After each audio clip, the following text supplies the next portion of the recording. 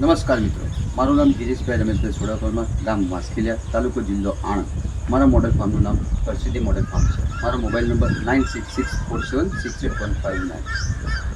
હવે આજે મિત્રો આપણે જે ભેગા થયા છે એના માટે તમને જણાવવાનું કે આજે આપણે બીજામૃત કેવી રીતના બનાવવું અને બીજામૃતના ફાયદા શું તેના વિશે જણાવીશું. બીજામૃતની અંદર આપણે 5 કિલો દેશી ગાયનું છાણ, 5 લીટર ગૌમૂત્ર, 50 ગ્રામ ફોડેલો ચૂનો અને 1 થી 2 મુઠ્ઠી શેડાપાડાની અથવા ઝાડ નીચેની માટીનો ઉપયોગ કરીએ.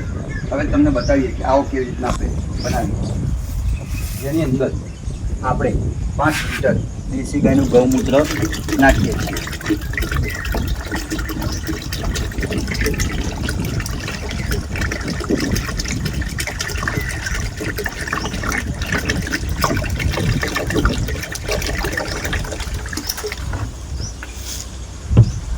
ત્યારબાદ 5 કિલો દેશી ગાયનો છાણ ઉપયોગમાં લઈએ છીએ.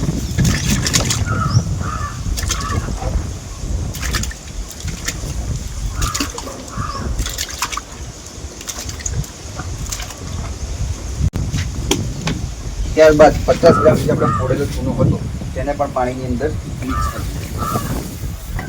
હવે શેડાપાડા નીચેની 2 મુઠ્ઠી જે ચોખ્ખી માટી લીધી હતી તેને પણ આપણે અંદર મિક્સ કરીએ છીએ.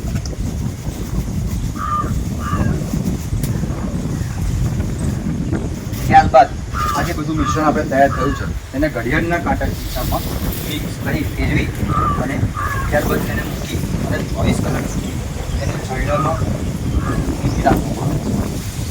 ત્યારબાદ હવે જે આપણે બીજામૃત તૈયાર થશે તેને આપણે ડાંગરના પાકની અંદર ડાંગરની ફેર રોપણી જે કરવાની છે એની અંદર બીજામૃત તરીકે એને વાપરીશું. ફેર રોપણીની અંદર બીજામૃત કેવી રીતના વાપરવું તો તેના વિશે તમને જણાવો કે જે આપણી ડાંગરની જોડીઓ તૈયાર થઈ હોય, દરોનું જે ડાંગરની જોડીઓ તૈયાર થઈ હોય એને બીજામૃતની અંદર ઘોરી અને પછી રોપવામાં આવે તો આપણે બીજામૃતનો પટ આપ્યો એવું કહી શકાય. આવો મિત્રો, તો હું તમને જણાવું કે બીજામૃતના ફાયદા શું છે. તો બીજામૃતથી સૌથી પહેલો ફાયદો કે આપણા મૂળ તંત્રનો સૌથી સારો વૃદ્ધિ અને વિકાસ થાય છે. બીજું કે એની અંદર જમીનજન્ય રોગોની સામે સારામાં સારું આપણને રક્ષણ મળે છે. ત્રીજી વાત કે ભાઈ જમીનની અંદર જરૂરી પોષક તત્વો હોય એ મૂળને સારામાં સારા વધુમાં વધુ મળી રહે છે. આ જ કારણને લીધે હું બીજામૃતના પટ આપવા માટે સૌથી પહેલાં વધુમાં વધુ બીજામૃતનો ઉપયોગ કરું છું.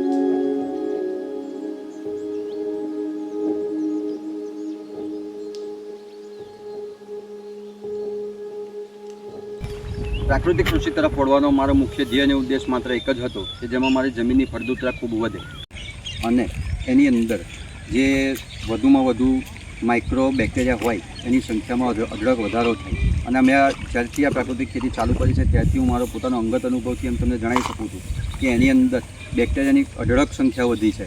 બીજું કે એની અંદર અળસિયા જે પહેલાં જમીનની અંદર નહોતા તે હવે ધીરે ધીરે અળસિયા પણ ઘણા બધા અળસિયા બહાર દેખાવા માંડ્યા છે. પ્લસ કે જમીનની ફળદ્રુપતા વધી છે.